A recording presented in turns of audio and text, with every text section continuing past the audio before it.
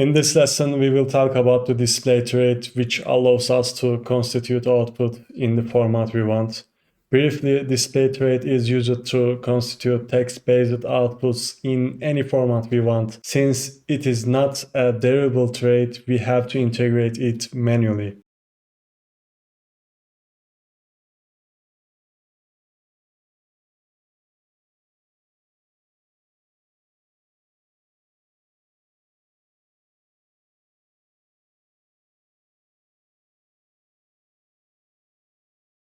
Now, let's show this struct in the output.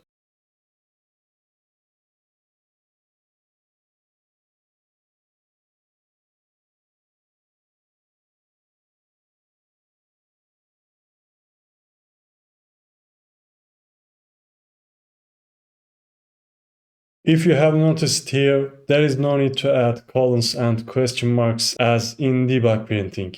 Another difference between them and debug is that the display trait is used to generate text output.